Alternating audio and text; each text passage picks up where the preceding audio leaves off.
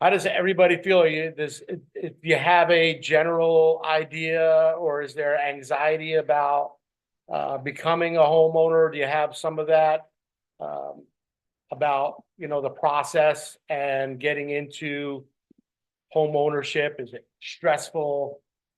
Are you concerned of what might happen? Is it intimidating at all? Well, anytime there's something new, I can see how that is. Like for me, this technology, a lot of it's new. And so I'm gonna hopefully ease those burdens or those anxieties for you.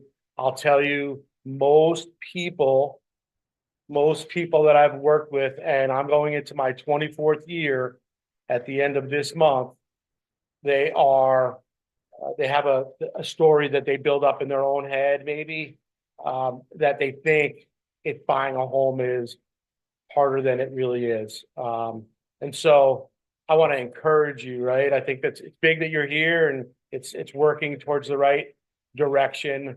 But I can't tell you how many people I've helped that didn't think they were in a position, and then they got with the lender and the lender pulled credit, and the next thing you know, we're out looking for homes, right? And 45 or 60 days later, they're closing escrow on a home. And so give yourself maybe more credit to begin with. As most of the things that go towards you qualifying for a home are your job time, okay, and your income. Credit can be worked with. Okay.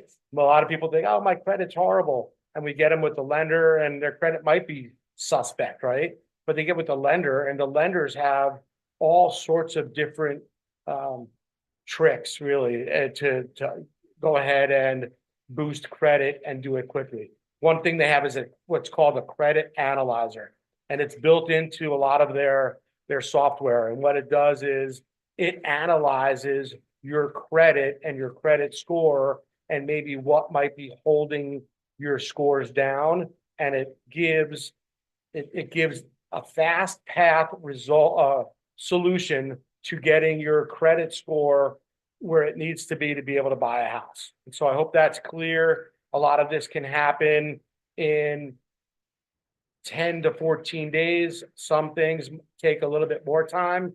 Some things take a few months, right? And so it's there, and all the lenders I work with, they offer the same credit analyzer to help boost scores to get you to a home buyer. I'm just going to click the button here. This is a couple of my. My name is Samantha. I've actually bought and sold, bought 2 houses, sold 1. With Drew, and he is amazing. He made it so easy. I had to do little to no work on either one of them.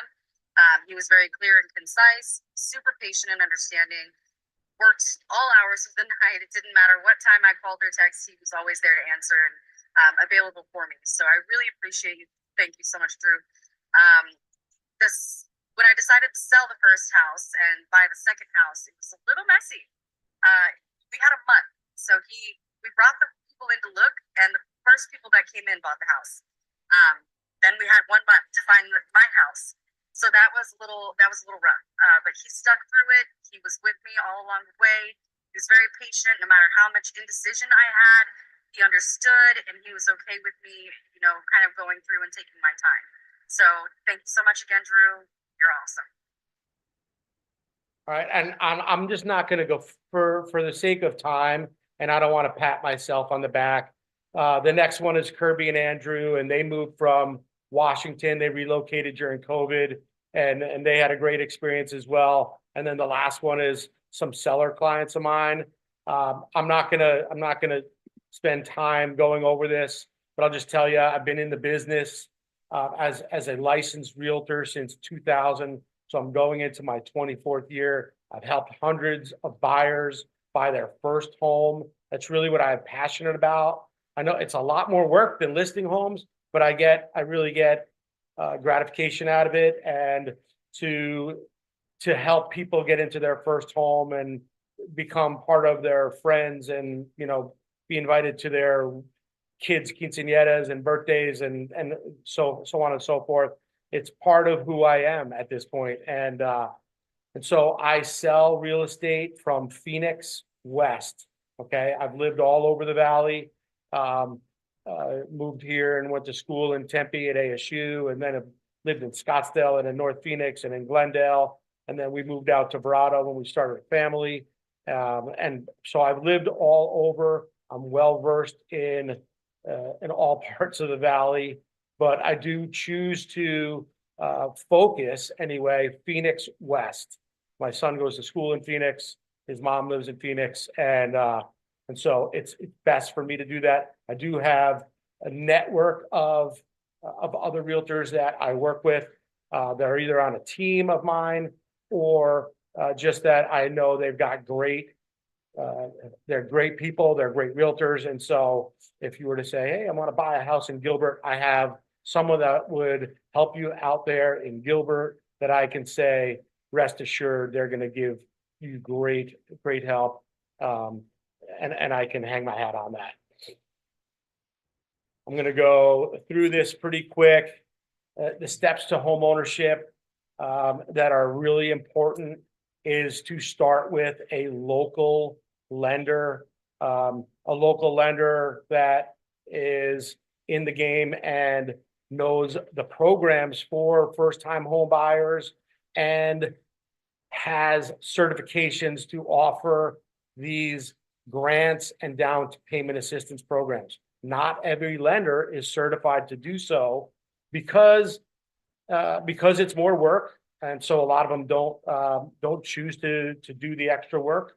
But you got to become certified in a program to be able to offer it. For example, there's the WISH program, which is the Workers Initiative. That is a grant program that is across the country. But what it does is it matches a down payment of a buyer, $4, their $4 for every one that you have, up to $28,650, I believe it is. So if you have $7,125, they will match that with 28,000. I think it's 650. If you do that number, 7,150 4 times is 28,600. Sorry. And so your 7,150 turns into $35,750 through that grant. Okay. Point that I'm getting to about getting qualified early and with a local lender is the local lenders are going to have the relationships with these grants and down payment assistance programs that they can offer to you. And they're also going to hold a lot of weight for example, if you're looking at a resale home, listing agents do not want to see a approval from Rocket Mortgage or, unfortunately from a Bank of America, big banks, just because they know those places are slow and they don't respond.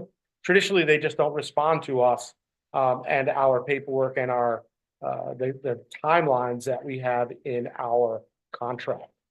And so super important that you get with a local lender. The earlier you could get with a local lender, the better, because what's going to happen is they're going to be able to improve your credit score. So if you have, say, a 620 credit score and they got time to work with you, you can improve that credit score to 640 or 660. It's going to help you get, better programs and better pricing for your rates. So there is, although you'd qualify for a loan with, say, a 620 FICO score, there will be a hit to the rate for having a 620 FICO score.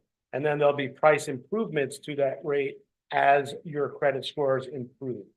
Okay. And so the more time you can be with the lender to work on credit and to discover down payment assistance programs that you might need or grant programs that you could take advantage of, the better that's going to be. And when I talk about taking advantage of a program. For example, the Wish program right now has about a 60-day wait.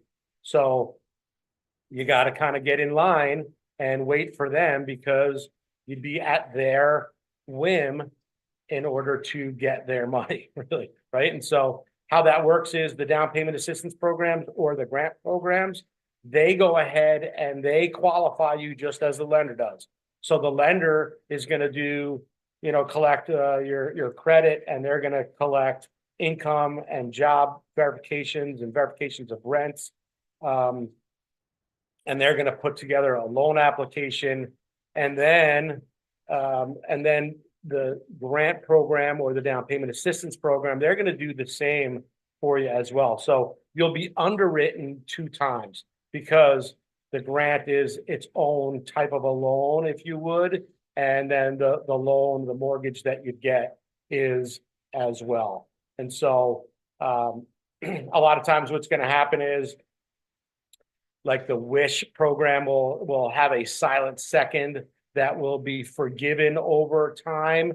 You won't have to make payments on it. They just want to verify that you're living in the home as your primary residence. And once you fulfill that, then they remove that, then they forgive that second mortgage or that silent second. It's just to keep you honest as a primary residence. Going down, so you'll go, and then from a pre-approval or a pre-qualification, you want to get a pre-approval. So there's a difference. Pre-qual is just when the person pulls your credit. Pre-approval is when they actually have your documentation and they can verify it. And they've also submitted to an online either DU or DO. And DU is desktop underwriter and DO is desktop originator. Excuse me. And what those are the automated underwriting machines that all loans have to get an approved eligible with. Okay. So in 99+% of the time, any loan is not actually just manually underwritten. It actually has to go through through the computer system and get an approved eligible. There's only certain lenders that have the ability to do manual underwrites. Not all of them do. And so you got to get a DU or a DO approval, and then that is put together with your application and all of the proof of everything that's in there, and it goes to get final underwritten once we have a contract and an appraisal and a title report, earnest money, and we're moving forward towards closing.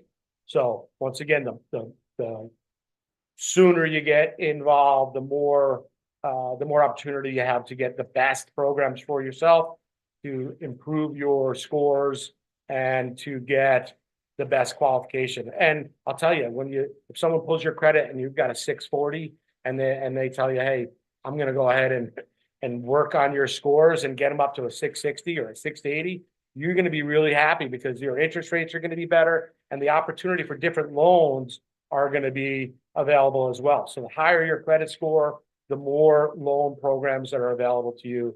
And there's hundreds and hundreds of different loans that you could qualify for. And then once you get that qualification process, and to let you know, I work with many different lenders, different parts of the Valley, Spanish-speaking lenders, someone that if you need to meet in person, right? And so you get that personalized service if you need that. They all will have a link where you can just do an online application if you need. But the lenders I work with, they're hands-on and they do give great service. And that's big because, like I said, most of our buyers are first-time home buyers and they need that extra hand-holding and walking through the process.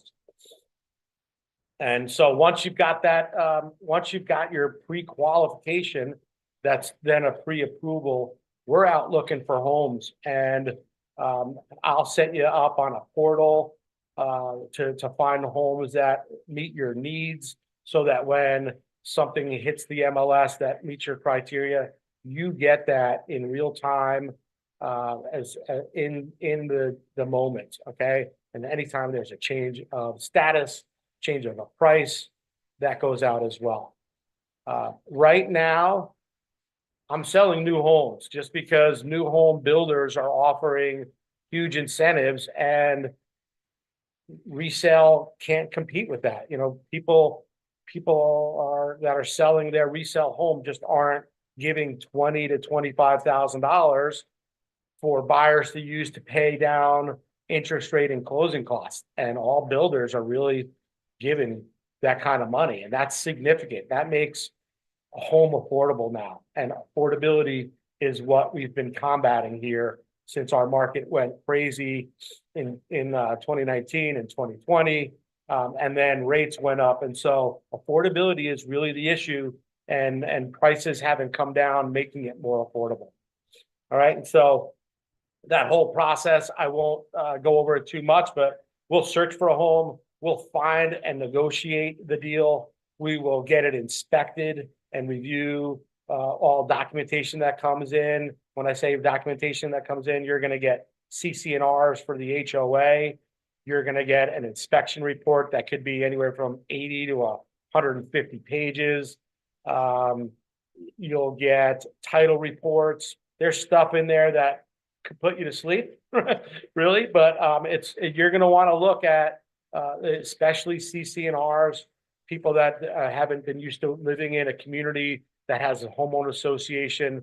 Sometimes they're not happy after they've been there. But I like a community that has an association, and a lot of times you're paying for, you know, the parks and water to water grass and for landscapers, and that's really what an HOA is going to get you nowadays for $85 or $90. Some of the older ones are less expensive. But there's also communities now that are coming up that have amenities like a pool and a clubhouse. And so that's really good. And I'll talk to you about that more as we go through here. But I'm going to talk about the mistakes that people make. And that first mistake is that they're not getting in early enough to then explore all of the first-time home buyer programs, down payment assistance programs, grant programs that they may qualify.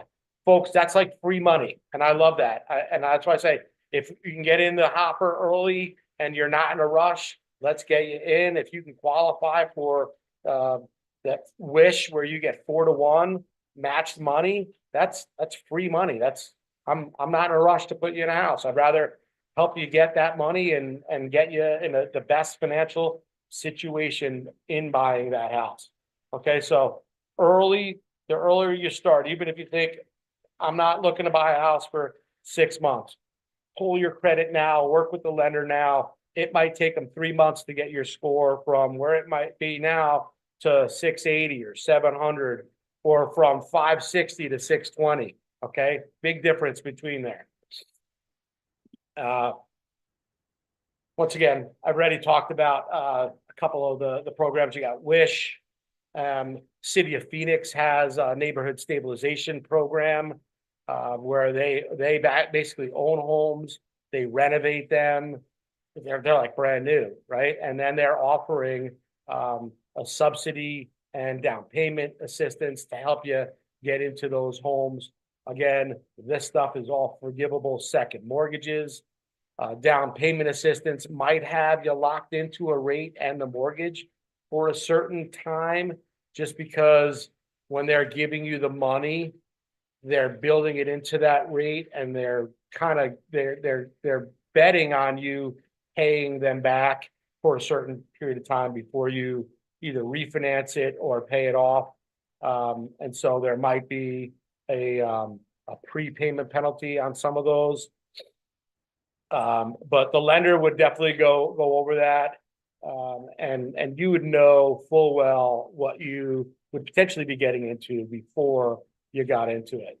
The types of mortgages that you're going to see here are conventional. Conventional is a loan that's not backed by the government, right? It's a conforming loan. And Then there's the other second, third, and fourth one there. Those are government loans. FHA is a very lenient loan.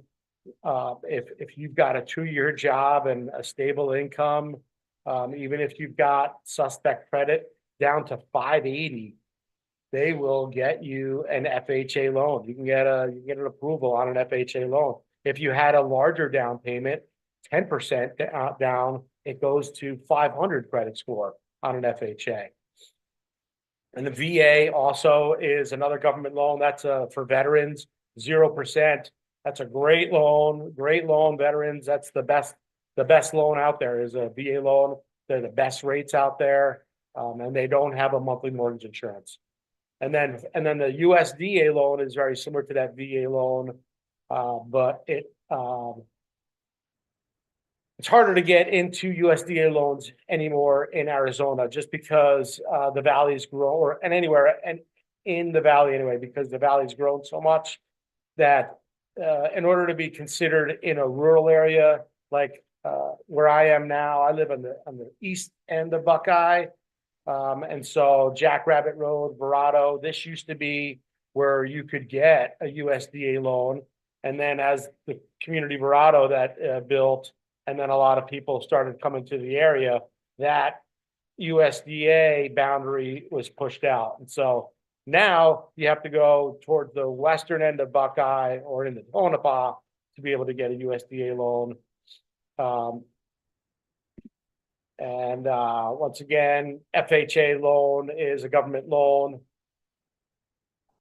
They each have their own first-time homebuyer program. Okay, so they do have a program that, or they have loans that work with first-time homebuyers, and Fannie Mae and Freddie Mac and FHA do as well. There's also loan programs for, healthcare, doctors, nurses, for teachers, for law enforcement. And so there are specific type loans for people depending on their employment, their background. Then just a little bit about an FHA loan. You can get an FHA loan, once again, 3.5% down with a score of 580, 10% to 500.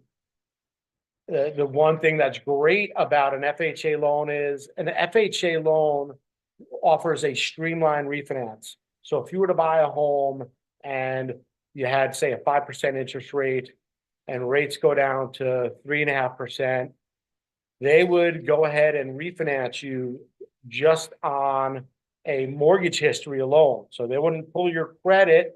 They would do a mortgage history. And as long as you're making the payments on time and don't have any lates in the last 12 months, they figure if you can make it at 5%, you can definitely make it at 3.5%. So they do just a mortgage history. And so there's not, you don't need to collect verification of income again and do all that. They do verify employment, that you're still employed. It's a streamline where they just get the mortgage history. There's no appraisal required. That's a really good thing for refinancing down the road. FHA, they do have really low rates. They offer expanded or higher debt to income ratios. Although the guideline is 43%, the computer will allow up to 50 or 51% in some cases debt to income ratio. You can choose between a 15 or a 30-year loan. And then again, down payment assistance programs or grants are accepted. So even though it says that there's a 3.5% down payment, that doesn't mean that you as the buyer/borrower have to come up with that money. So if you don't have the money, you can get the grant or a down payment assistance program. And they still have, in most cases, they're going to still require you to come up with, I think it's at least $1,000 to have skin in the game. They want to know that you're not just, and that could be a gift. I'm sorry. But if you're getting down payment assistance that's coming up with the other money, they do still require that $1,000 comes out of your own pocket. And then the other thing with FHA is you can get the funds for the down payment or the closing costs if need be. They can be gifted to you. So a family member could gift that to you. One thing about gifting funds, they do have to be sourced in season, so it can't just show up like mattress money. It does need to be verified, like a gift letter, someone showing they have the money in their account, and then a gift letter showing that they're giving it to you, and then a paper trail of that money going from them to you.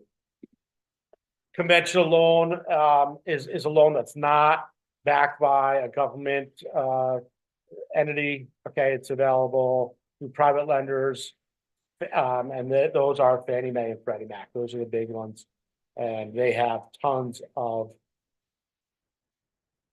What if I have the money? Does it have to be a gift? No, no. If you have money, it does not have to be a gift, and that's just a gift would be as an alternate to, like for people that don't have the money.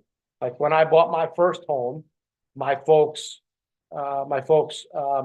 gifted me the down payment, and so that was something that they had planned to help me out with, and so that was a nice thing.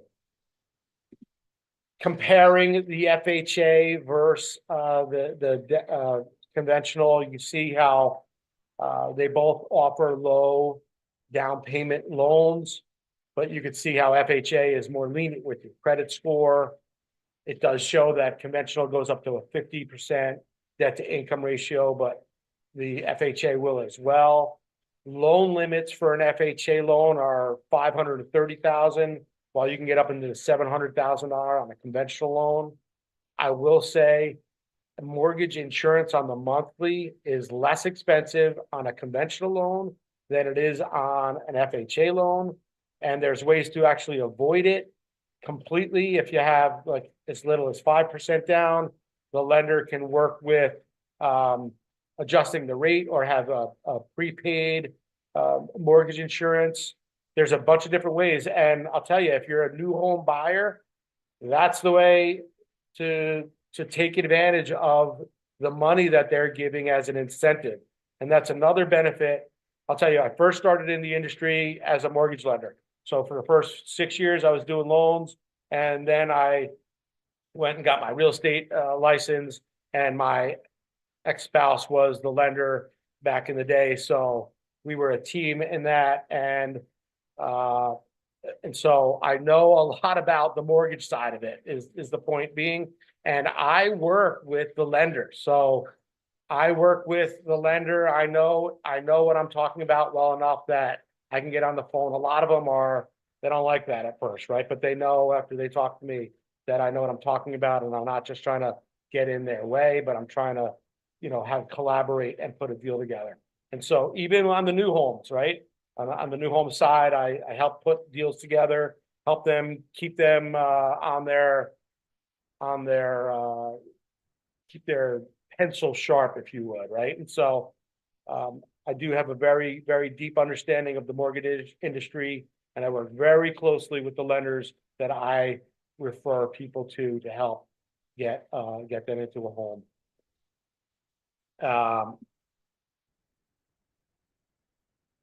You can use money from a 401k or a time account. You can get money from a gift for an FHA loan. You can't get money, gift money from family or friends on a conventional loan though.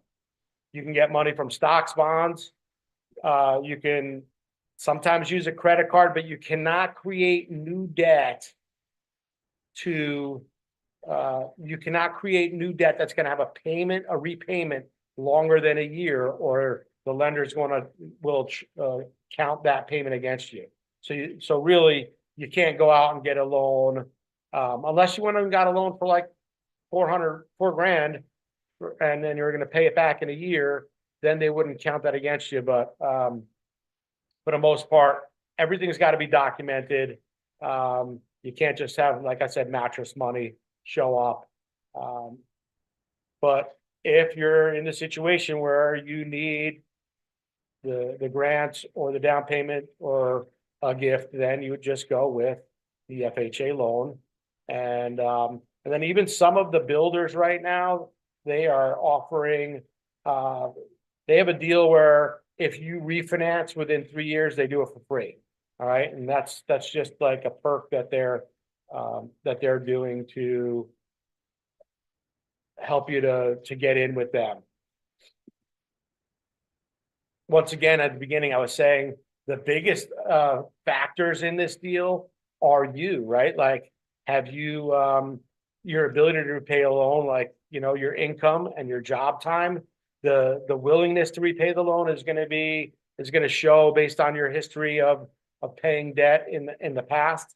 But I'm going to tell you how many people I've worked with that, you know, they drag their credit through the mud and they just didn't deal with it.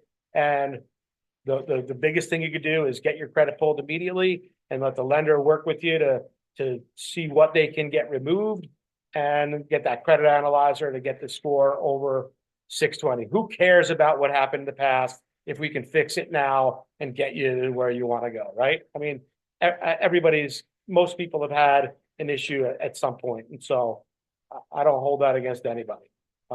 Is there anything right now before I move on? Anybody have any questions? Let me see if I look in this chat. It's kind of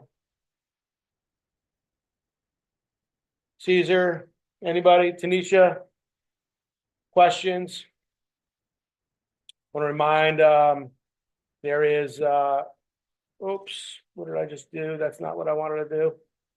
Oh, I'm going to move on to the next. Pinal County is down by, tell me where in Pinal County. I'm going to click, there's a link here for you. Casa Grande, yeah. Casa Grande's blooming, great opportunity there. Lots of new home builders there. And listen, all of the home builders right now are trying to close out their year with getting rid of these homes. That's why they're throwing up these 4, 5, 6% incentives for you to buy a home. When I say 6%, you know, I was down at Pulte Homes today. They're offering 6% of the base price of the home towards closing costs. And that's on any quick moving home between now and December 24th. So like the home I was looking at was $470,000, $473,000. Base price was $430 something. So at $430, 6% of that is 24 and 1800, it's $26,000. So with $26,000, they're buying down, they're offering 3.75% fixed rate. So they're using about $18,000 or $19,000 to buy down the interest rate to 3.75. And then they still have, what was that, $7,000, $8,000 left over to pay your closing costs. So if you have money, then your money is going right towards your down payment. All of that money that you come up with would be going towards your down payment. And then they pay for that awesome rate and they pay your closing costs. That's the way to buy a home right now. And Lennar is another one. Lennar, their fiscal year is at the end of next month. And so they're doing everything they can to close out their fiscal year strong. And some of these builders are even negotiating more. Like when I go in and see them, say, Andrew, bring your clients in and we'll work with whatever we need to within reason to make these deals happen. So they're being aggressive to try to help people get into the home. So mistake number 2, I'm not really, I might have gone over this already, right? So I'm going to go through this pretty quick, is not getting that pre-approval. Okay. Once again, it's just super important. You get with the lender, pull credit. The pre-approval is more so than the pre-qual, right? So they're going to look at your credit. They're going to look at your income. They're looking at your down payment, and they're going to look at your length of employment. They're going to put you on paper and build an application, right? And then they're going to spend a good loan officer is going to spend some time there. And, if you've got a short job time, they're going to look for, hey, what'd you do before? Kind of tie it together and make, a good story with your employment time. You don't have to be in the same line of work for the last 10 years, but if you show that, you started with one job and kind of moved up the ranks and your income's moved up, that's always good. And so the more that lender can put together that application for you that you look best, that is great. Okay. So the pre-qualification that helps you determine how much you're going to be able to buy, your credit, your income, and your assets. Okay. You're going to help you determine how much you can qualify for. It increases your bargaining power. No, like we can't even really go out and look at homes if we don't know what you're able to buy. And then the other thing is, going in when the lender says, hey, you can buy a $500,000 house and your payment's going to be X amount of dollars, that that's what it's going to be when we go shopping for that price of a house. And there's no real, that puts you at ease, right? That most people are a payment shopper, down payment and payment, whether you're buying a car or a house or whatever it is. And so when you go in knowing, hey, here's my budget and here's what I can buy with my down payment, or here's what I can get for a grant or a program that is going to assist me, you feel more confident moving forward. Okay. Here's some tips about a pre-approval. And the big thing is when you start working with the lender, a lot of people think that, I don't want to have my credit pulled by too many people. The credit reporting agencies are also sensitive to the fact that when you start shopping for a mortgage, that you probably will and you should shop a couple of different lenders, or there's a good chance that you may shop a couple of different lenders. So the first hit or the first pull will have a slight hit to the credit score, because when you do an inquiry, it is a slight hit, a couple of points, but it does read that it's from a mortgage company. And so the next couple that happen within, say, the next 45 days, they don't affect your score. But once you start getting the process going, you don't want to go out and take on new debt. You don't want to go out and buy a new car. You don't want to start transferring balances from one card to another. You don't want to open up new credit. You don't want to move jobs unless you've spoken with the lender, stuff like this, right? And so you want to make sure that you got a smooth path towards closing on that home, and you don't mess it up by going out and buying a car 2 weeks before you're supposed to close, or financing furniture or anything like that. You wait till after you close.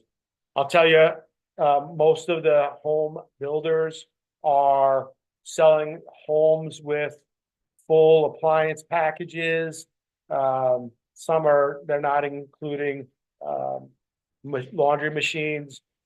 And so usually what I do as like a gift to my buyers is I either give them like a warranty, which is, like $500 or $700, or something of value, right? That they could use. And in this case, if you buy a new home and the home didn't have laundry machines, I'll buy laundry machines for you. This way, money that you're using as your down payment, or you're parting with, is going towards your down payment.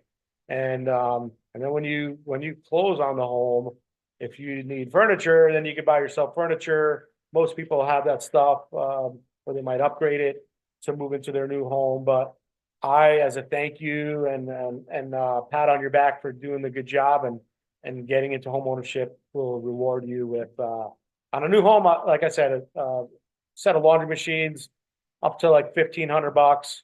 It's a pretty big gift. And on a resale home, I pay for a home warranty, and then usually I get the lender to kick in as well, so that we help, because buying a home is expensive. I'm not gonna say it's not. There's cost associated with it, and you as the buyer pay it, really, or we get it negotiated, right? And so underwritten pre-approvals, I'm covering my screen here, versus rate holds. Okay, so pre-approval is really what the biggest thing that I want to convey, that's important to you as a buyer / borrower, not just getting pre-qualified, but having all of your documentation so the lender can review it and give you a pre-approval. Once again, that pre-approval is an actual have the automated underwriting findings, which is the approval. So once they have the automated underwriting approval, they're going to stack that with all of your income and and job time and your verification of rents and your down payment. They're going to stack that all together with the appraisal, with the title report, with HOA disclosures, and they'll send that to an underwriter.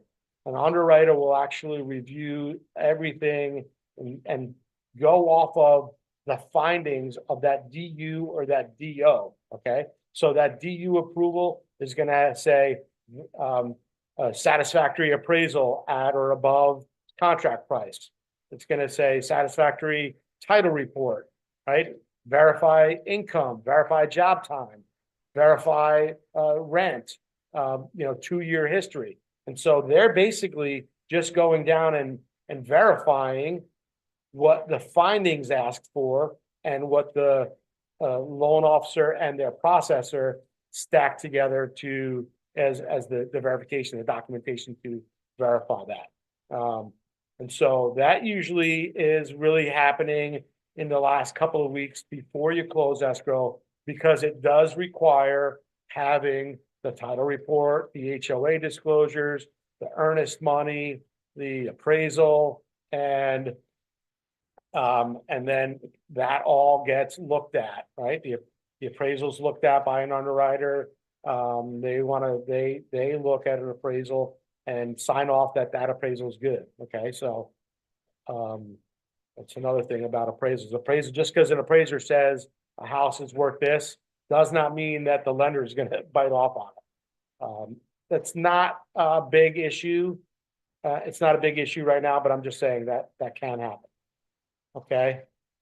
A guaranteed pre-approval it offers you huge savings because you'll know where you're at. Once you have the approval and you have an address, you can actually lock a rate. That's another advantage. And then just a peace of mind, knowing where you're at and heading out to go and shopping is a big thing. Mistake a lot of people use is they want to use their bank. And unless you are like a private client, right? Like if you're rich and Wells Fargo wants your business because they don't want you to take your business elsewhere. That's when Wells Fargo will give, jump through hoops. But if you're, Betty homebuyer buying your first home, Wells Fargo's pain in the butt, right? And so is Bank of America, and so is Chase, and so is Citi, right? And so the local lender uses national lenders that have better rates than the big banks, okay? And so you might get a loan with a lender, Bank of America. I've had one good experience with Bank of America in 24 years, and it was a great one. And it was a client that came to me. She was a referral of a friend and a former employee, coworker of mine. And she said, I'm going to Bank of America. And I'm like, oh my gosh. And I'm telling you, it's tough when a listing agent sees a contract with an offer from Bank of America, they're like, can you use another lender? Right? Because Bank of America does, usually the people at Bank of America, they're not taking calls. They're not sending out what we have loan status updates that are part of the contract that the lender has to submit on a regular basis. Usually they do this on a weekly or every week and a half basis, letting you know, hey, here's the status of the loan. Bank of America won't do that. And just because there's just too much at risk that's riding, then people say, we're not going to accept that deal. We don't want to work with Bank of America. And so, but I did have one great experience, and it was one of those people that she came to me and she's like, listen, this guy is the head of the mortgage division at Bank of America. And I thought I heard everything, but she put me in touch with the guy, and that guy said, listen, I'll show you how I work. And he was awesome. But and I still have his number, but so if you insisted on wanting to use Bank of America, I'd probably connect you with this guy. But then again, I can't say that the relationship that woman had with him wasn't, like a private banking relationship kind of thing. I don't know that it was. The other thing is a lot of banks will have penalties They'll also, the banks will charge origination fees. When you go to a bank, you're a retail customer is really what it comes down to. Sorry about that. So yeah, it's just you're a small fish in a big pond. And so when you work with like a local lender that I get you with, that that lender, whether it's a male or a female, they know like Andrew's clients are, they're like private clients to them, right? These guys know that if I'm gonna spend my time out here doing lead generation and bringing people to an online webinar, that when I send them to them, they jump through hoops, right? And they will work all along your timeline when you're ready. So if you needed to meet at 8 o'clock at night, then they'll do that. The guy at Bank of America is not going to do that. He's a banker. He works from 9 to 5. Okay. So, and then a lot of the banks, they don't offer the programs like a down payment assistance program or grants. Some of them do. Don't let me, say that they don't, but a lot of them don't. They're just not bending over backwards for your business.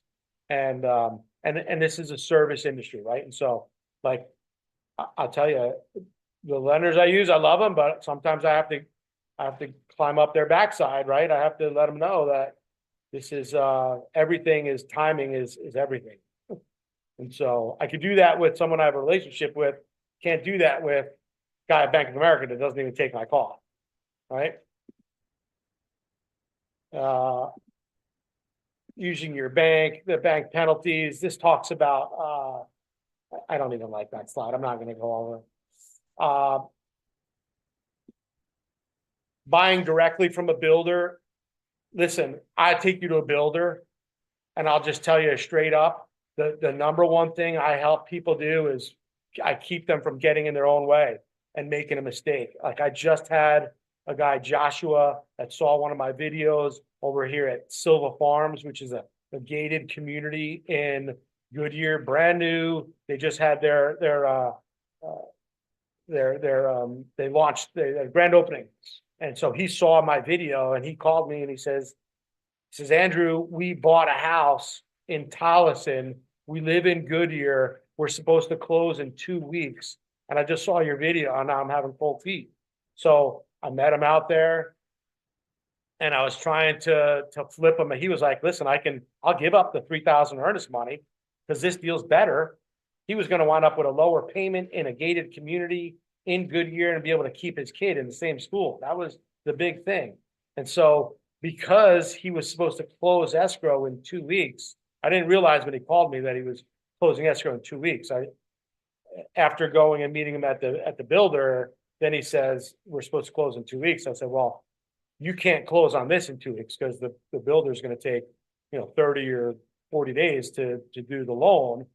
And because he had to be out of the rental house that he was in, he had to go ahead and close on that house. And he called me afterwards and he's talking about potentially letting me list his house just so I can find a buyer that'll give him his down payment back and assume his loan. Because that's the second way I'm going to go over, and I'm just going to touch briefly on it, is the other way that makes sense to buy a home right now is to buy a home that already has an existing assumable loan in place. And all mortgages that are backed by the government, so all VA, all FHA, and all USDA loans are assumable. So, folks, there's in this town, most people, when they finance, get either a VA or an FHA loan. So there's 20,000 and a couple homes on the MLS right now, and there's probably 8,000 of them that qualify for the buyer to assume that seller's loan. And I'll just say real quick, because this is the second of the strategies that I would go over tonight. The first is buying a brand new home. That's the number one strategy right now. You buy a brand new home with a brand new roof, with brand new windows, right? With brand new appliances, everything. And you get a huge builder incentive. There's no resale home can compete with that unless you were to be buying a home that was, say, sold and financed between, say, 2021 or 2020 and 2022 before the rates started to go up. So these people have interest rates of 2 and 3 and low 4%, and they might have bought a home for 400,000. That's worth 450, say, right? And so there's a $50,000 gap that would need to be, let's just say there's a $400,000 loan and the home is worth 450. It could sell for 450. So there's $50,000 gap between that would need to be cash that needs to come in to get to that new to finance that assumable loan. Okay, sorry, I'm stumbling on my words. You have $50,000 to be able to assume that loan. Now, the company that I'm using that's doing the processing of these assumptions that gets the buyer into the home and gets the seller out of the home, they are getting what's called a novation agreement. And a novation agreement is a legal document that converts or transfers the liability from the original borrower slash buyer to the new buyer slash borrower. And it removes that original borrower from any liability or any risk once the new transaction closes escrow. Basically, because that loan is an FHA loan or a VA loan, it is assumable. And so this company Rome I work with, they process these assumptions. And now what they do, the reason I'm using them is because they're guaranteeing a 45-day performance. So a reason why a lot of realtors didn't want to do any assumptions is because, excuse me, first of all, they're not experts in them, right? And so if they're calling the bank and trying to work on that, that's not what they really do. And it takes them away from talking to people and trying to sell real estate. But the Rome, it's all they do is they process these assumptions. And that novation agreement is the one document that sets the seller free from obligation, and it transfers the terms of the note to you or the new buyer. And just think of it, right?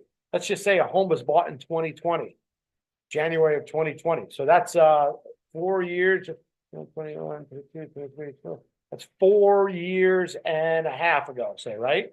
So if you were assuming that mortgage, you'd be assuming a mortgage that's already had 4.5 years of payments off of it. So you're not getting a new 30-year mortgage. That's a huge savings right there. And then Rome, like I said, they are the company that they do the negotiation of it and they handle it all in a timely manner. And I think I had another thought in my head and I lost it. But anyway, that is a huge way. But the other thing, buying directly from the builder, I was thinking about it earlier because like my son is 17 and got a girlfriend now, but you see him when he gets around his girl, he like does it. He's like a puddle, right? And it's funny. I think it's great because I can see that he's got these emotions, but he doesn't think clearly, right? He's not thinking clear. And that's the same thing that happens when you walk into a new home by yourself and you've got the sales agent that represents the builder, right? They're like the alcohol that's getting you buzzed up. And so I can't tell you how many times I tell people, hey, we go out, we're going to look, we're not buying anything until the end of the day. If you do like something, we're going to play devil's advocate. And we're going to go from this community to the next community or this builder to the next builder. And we're going to make sure that we've exploited all of the deals and all of the floor plans. And so that you don't just see brand new home with brand new furniture in it and fall in love and then be like Joshua, who was calling me. He called me on like 3 times in 5 minutes. And unfortunately he had a time constraint and there was nothing I could do to unwind him from that one deal and get him into where he wanted to be. And really, so he's gonna go live in Towson. He's living in Towson, which is okay, right? But he could have been living in Goodyear in the same school district that his son was going to. And then wouldn't have to be setting up getting him to school, right? Transportation.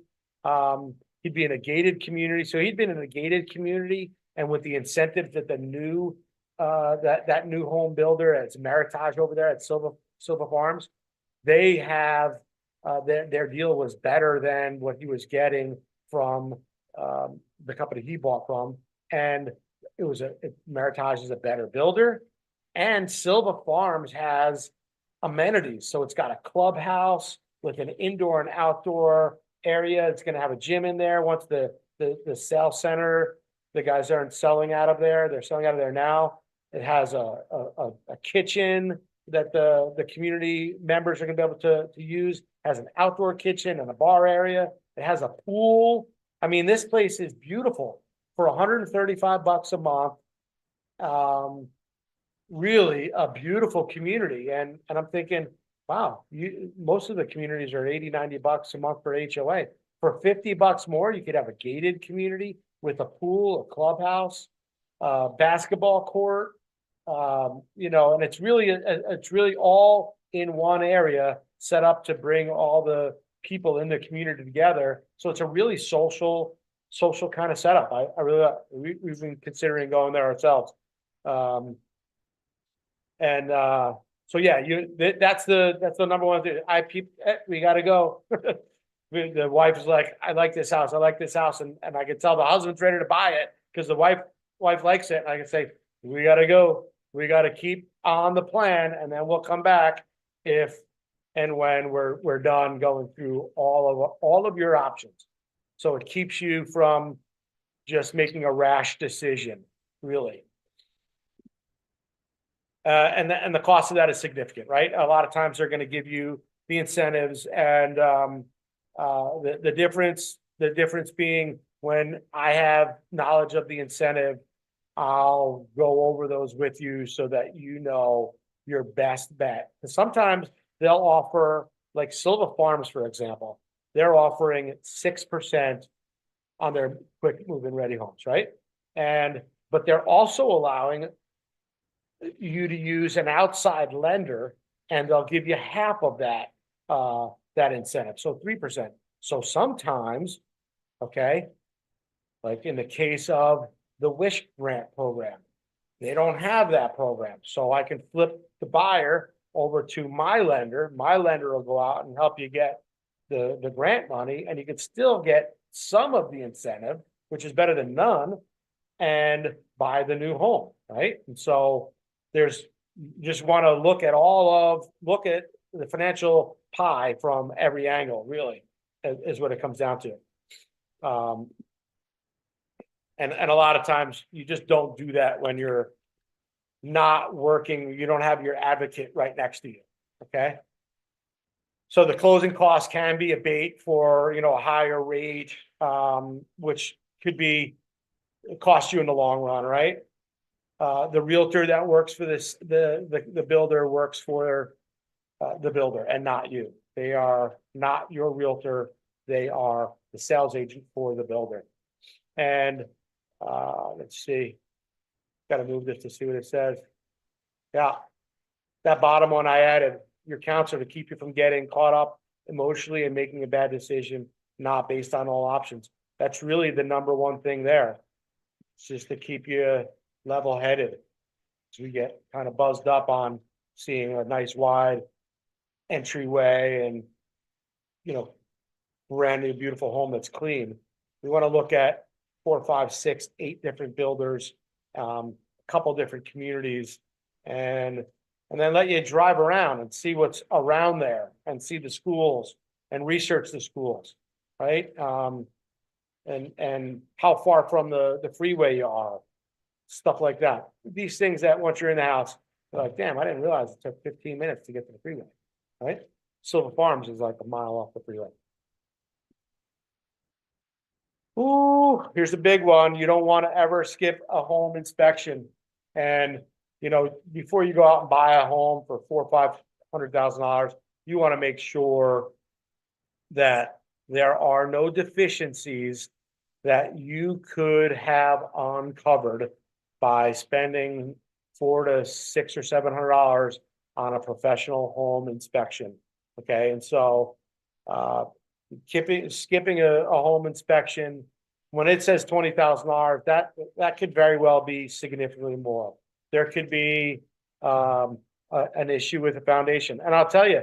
Now I say an issue with a foundation.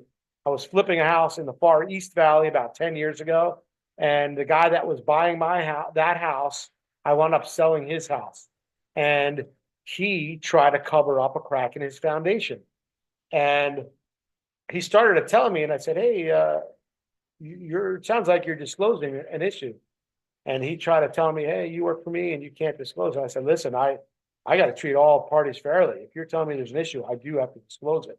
Anyway, he called my broker and tried to, you know, he started making up other stories then. And so my broker basically told him, he said, you know, Andrew's not going to let that slide because that comes back on us. And he's going to disclose it and we're going to disclose it. And that's just the way we treat everybody fairly. And so we disclosed it. He didn't like it. And actually those buyers went away and I had to find a new buyer. And so it took them like another 6 weeks, but it was disclosed and everybody was happy afterwards, knowing that that they did the right thing. But point being is people will try to cover up things that they know are an issue. In this case, this guy had taken one of those really like a steel rake, and he had raked up the desert rock right up against the foundation of his house to cover up the crack. And then when I went to get my signage out of there, before the first house canceled, I found a card for the surveyor engineer that had looked at it. And I called them. I said, "Hey, what is this?" And they told me, "Yeah, we went out and looked at the house. It's got a crack in it." That's how it uncovered. And that's how I disclosed it to those people. Those people had an engineer come out, they canceled, and then we put the home back on the market and sold it. And so I can't, you know, I got to sleep with myself, you know, and so we don't do that. Or I don't do that. I'm not going to say it doesn't happen. It does happen, but that's why you need to get a home inspection and you have a disinterested third party, a professional that goes through the house and can, you know, put one of those electric testers in every outlet and see that they're grounded properly and that they're wired correctly, check every knob in the entire house, check all the flooring, check all the hardware, make sure the fans are running, all of that stuff. And every house has something wrong with it. Brand new houses have stuff wrong with it. Brand new houses, the guys putting up the ductwork on a Friday when it's quitting time, they leave. And then, you know, they might not come back till middle of next week. If somebody else put up drywall, next thing you know, that ductwork isn't even fully connected or sealed. This happens all the time. And so that's the other thing. The other option would be for me to pay for a home warranty. So if you were to build a new home, right, that is the option that I think would be best for you to take, would be as a gift from me, is a new home inspection. Okay, because a new home inspection on a new build is a 3-part inspection. So the inspector goes out and does a pre-foundation, right? And then they go and do a frame up, right? So once the house has been framed, and then pre-drywall. So once it's been framed, all electric, all plumbing is run. Before they put drywall up, they do another inspection. And then after the home is completed, they do a final inspection. So those 3 inspections are in a new construction home inspection. They run me about $1,500. And so it's the same thing as I'm offering for, for the laundry machine. So it's your choice if you would use me, how you'd like me to say, welcome home, right? Number 6 mistake is not reviewing the CC&Rs. Listen, I'm on Facebook in a group here in the community I live in. There's people complaining all the time. You know, that some people get away with the rules and some people are bitching about stuff that isn't a rule. Living in an HOA, and living in a day and age that we have right now, people complain about a lot of things. Like I've got an RV that I rent out and we're not allowed to have RVs here. But I bring the RV here and I leave it overnight when I'm gonna have a early rental. And I just send a message out to the lady that runs, she's the contact of the HOA, and I say, RV's in my driveway. It's gonna be gone by 9 o'clock, or if I'm having it serviced or whatever. So there's ways around things by, you know, being amicable and being communicative, but some people don't like living in an HOA. Here where I live, there was grass all over the place, you know, like green grassy areas. And I think that they realized after a few years that they were spending so much money on water that over the last 2 years, they pulled out like 70% of the grass and put desert rock down there. It doesn't look nearly as good as it did when I first moved in, but you know, that's the HOA did their budgets and they figured some stuff out and that's what they decided to do. Skipping the CC&Rs is more than money. It's peace of mind, right? You just know that, you know, the rules, you know what you can do. You know, like for instance, if you wanted to have a home-based business, that you know, we might have to have a license to do it. A lot of people that are out here in Buckeye, they're making meals and sweets and desserts and all sorts of stuff. They're doing it at their house. I'm presuming they're doing it on the up and up, but that's just stuff that you might want to look into. I don't think the HOA can stop you from doing that, but anyway, certain types of vehicles, they can stop you from parking. A recap on this, you don't want to miss the first time buyer incentives, the programs, the grants. Not everybody qualifies for them, right? They are based on family size and income, right? And so a lot of those, that grant money or any of those programs are based on you being at 80% or below of the median income. Now, not all of them. There's definitely down payment assistance programs that they don't care how much your income is, but some of the grants do, okay, and some of the subsidies do. And I didn't go over all of the programs. There's the Newtown Communities. Newtown Communities has their own homes. I don't sell their own homes because they really are a path to home ownership for low income people. And so they cap you on how much you can make on the home. If you were to live there for 5 years, they put a cap on how much you can make via having a land lease on the home. So you own the home, you don't own the land. They kind of control how much you can sell it for. I don't like that idea, but they do have a grant for $25,000.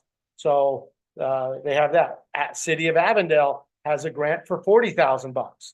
That's a very hard one to qualify for. But if you qualify for it, you could stack them. Okay, so you get the 40,000 from City of Avondale. You get the wish that is matching 4 to 1.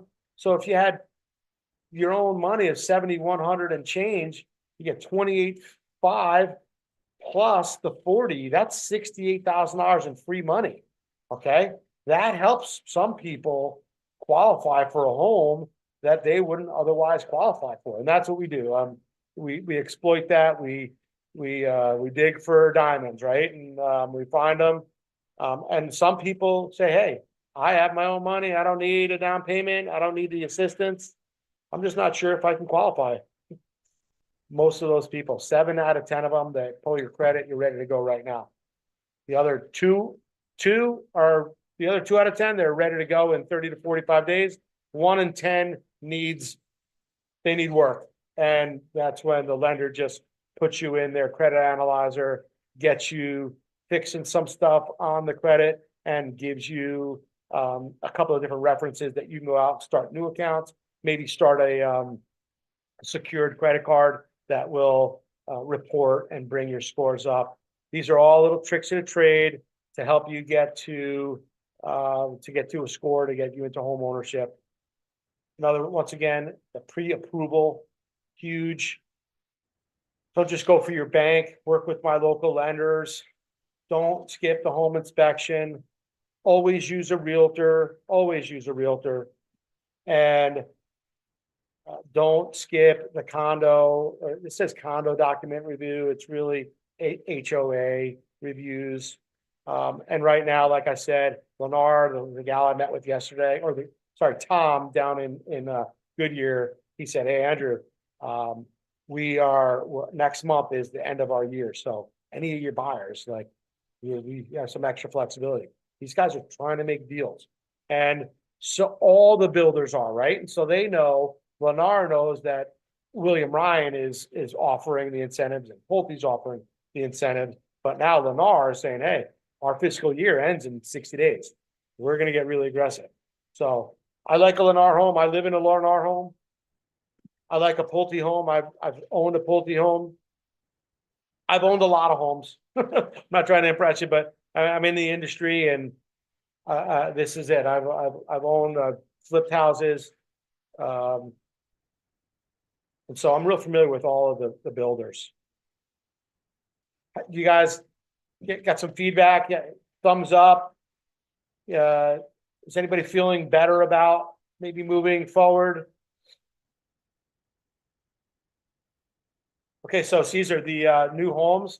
The new homes are, most of the home builders now are they're gonna be delivering a spec house. So they're picking out all of the options and upgrades based on what's trending and what they know is selling, right? So they're building really nice homes. You guys can go to my my YouTube channel. I should have posted a link in here. But I've got a YouTube channel at Andrew Texidor, and it's going to have all of I feature all of the new home communities. I've got a bunch of West Valley communities, Goodyear and Buckeye, and their floor plans and their incentives on there. But to answer your question, they're building a home that's complete. The only thing that is not included for the most part with all builders is going to be that is going to be that rear landscaping. And honestly, I wouldn't throw landscaping into a mortgage, just because that's something that they hit you at a big, you can go I'm a hustler, right? When I built the homes in Verado, right? The same guys that were doing the landscaping for the builders, I went to them and said, "Hey, when I close on a house, can you guys come and do the work? I'm going to go buy everything. I'll have it delivered here, and you guys just do the install." They did the drip system, brick borders, grass, a bunch of different plantings, right? And it was like a side job for them. They came in, and in 6 hours, they had a crew of 6 or 8 guys, and they shucked rock in, gravel, dirt, sod, plants, drip system, the whole 9 yards, and we're done. And my backyard was done in less than a day. And so I paid them cash, and this way I didn't have to spend 4 times that amount to have them put it into a line item on the sales contract and sell, mark it up that much. So I'm not sure if everybody here has got encourage you to set a one-on-one with me, and we can speak about your specific situation. I'll get you with one of my lenders. There's a link in the chat down there for you to sign up for that. I did go over a couple of the grant programs, down payment assistance programs. I went over the 2 strategies that I believe are the best to buy a house right now, and that is new construction and the assumables. I didn't go very much in depth on the assumable deal, but if you're someone that, I will say this, as far as the assumables, some people say, "Well, I don't have $50,000 to put down to bridge that gap." the thing that I think I forgot to say is Rome offers that bridge financing for people. So they have the opportunity for you to go ahead and get this like a second loan to cover any amount that you can't finance going into that first mortgage, right? And so if you're going to assume the $450,000 mortgage, say you had 20,000 and you needed a $30,000 loan, Rome will help get that $30,000 loan, and still, even at the rate or whatever the rate is that they get that small loan, you're significantly better off than if you were buying a resale home and then trying to get a seller to pay $20,000, just because sellers aren't. They don't think that they don't realize it right now. They don't realize the reality of the market right now. I do multifamily as long as it's residential, right? So if it's 1 or 4 family units, absolutely. And that's a great way. Let me tell Tanisha, I like what you're thinking, because what you could do with that, you could get an FHA loan with 3.5% down on a multifamily. So say a 3-unit or a 4-unit property, right? And you say you wanted to live in 1 unit and you wanted to rent out the other 2 or 3. Well, FHA is going to, on the appraisal, they're going to get rent rolls for the 2 or 3 other units that you would be renting. All right. And so that is going to cover the majority of the mortgage. So you'd be qualifying for just the portion of the mortgage that isn't covered by the rents. It's actually easier to qualify for these for one of these multifamily deals. They're harder to find. Okay, they're harder to find because investors are looking at those, and investors are paying cash, and sometimes they don't care about the price because they will buy the place and make improvements to them and then raise rents. And so I don't want to make it like it's as easy as that. Getting the deals is the toughest part when you're looking at things that investors are competing with. Because in Arizona, we have investors here. This is the land of investors. I hope that everybody feels better towards buying a house. Can you give me a little thumbs up? Do you feel like you're in a better position? Learned a lot. That's great. Good. Joanna, thank you. Daniel, thank you. Charla, thank you. Caesar, great. All right. And this is only my second time running this webinar. I think I've got more. Thanks, Mary. I think I've got more issues running the 3 different programs on here than me just talking about what I know, because I can talk about this in my sleep. But I encourage you all to set yourself up with a here's that link to book a one-on-one with me if you'd like. And then once again, as a buyer, you buy a new home, you basically have $1,500 to use as you want, whether it be on appliances or I'd throw $1,500 towards your landscaping or whatever it may be. $1,500 towards the new home inspection. That's on a new home. On a resale, I would pay for either your home warranty, or I'll tell you, I pay for a 2-year home warranty is about $1,000, and that's a good deal. I'm only licensed here in the Valley, but I've got a network, of realtors all over the country, and so yeah.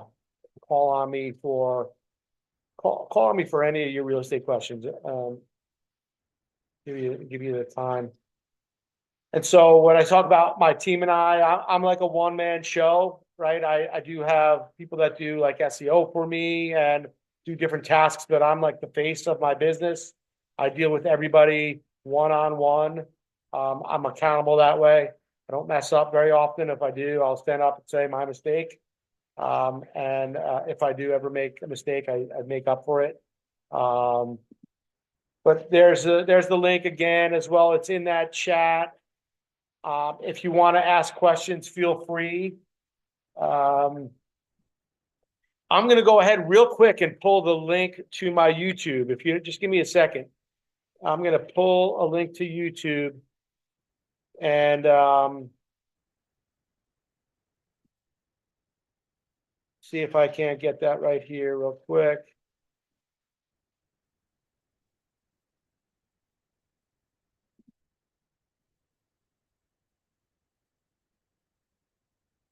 Telling you, I've got a brand new computer that I haven't used.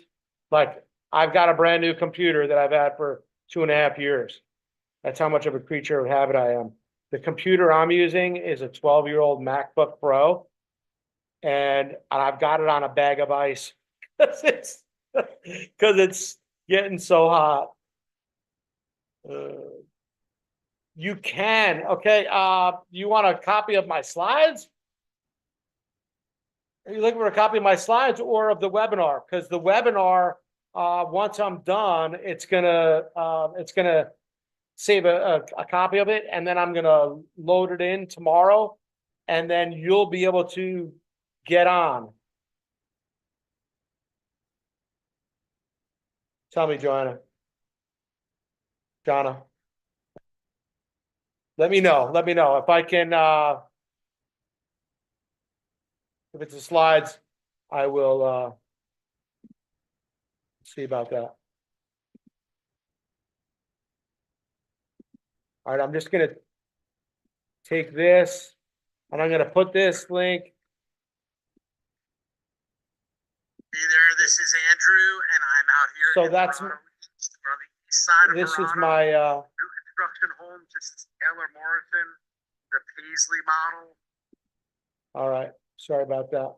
So yeah, that's the link to my YouTube, and there's also more stuff on there, right? So, and I'm always working on it, or recently working on it, and so there's going to be videos on home buying, some really in-depth home buyer, the process, okay, like each step, like the home inspection.